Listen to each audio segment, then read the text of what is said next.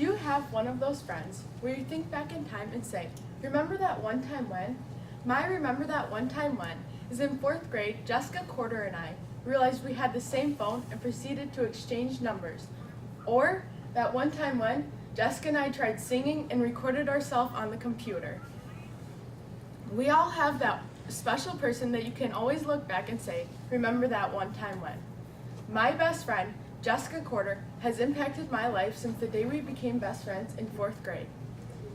Throughout the years, we have created a lot of memories, from going to Chicago to see Adele, to lake days, to sneaking out with boys. Our friendship is one of a kind. These memories are special, not because it's any person, but because Jessica completes the other half of me. One of our best memories is going to Chicago to see Adele. On my birthday, January 14th of 2016, Jessica gave me hints throughout the day. After school, we went to my house, and she gave me a series of note cards, and by the last one, we began to scream. She got me tickets to go see Adele in concert. On July 13th of 2016, we went down to Chicago early in the morning. When we got there, we rode segways. We got to tour the beautiful city. After that, we worked up an appetite and ate Chicago-style pizza. After we ate our Chicago-style pizza, we went back to the hotel and got ready for the big concert. When we were ready, we went down and found a taxi that took us to the stadium.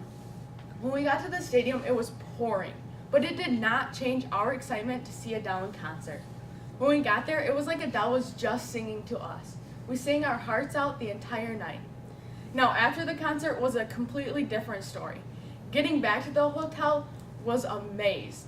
You could not get a taxi because of all of the thousands of people. We had to walk like 5 blocks to find a chauffeur, and he offered us $10 a person. And we took it, and he gave us the aux cord, and we jammed to Adele the whole way back to the hotel. Chicago was a lot of fun, but I wouldn't trade a lake day for anything. When Jessica and I were in 6th grade, we would go to the lake all the time. Our favorite thing to do was tube until we fell off.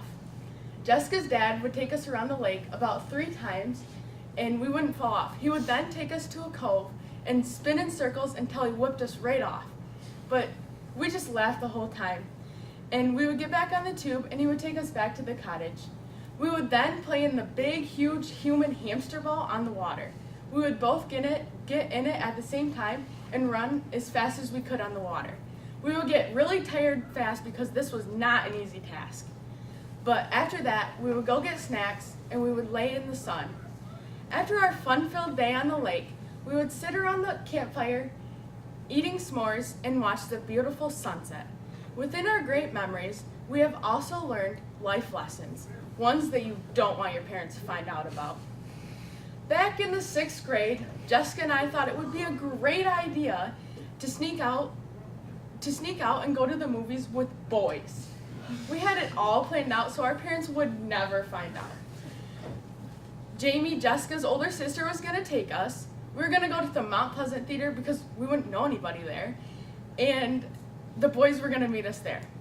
So the day of the movie, we got all fancied up, and Jessica's mom was like, what are you guys doing? Because we put perfume on, and we never wore perfume.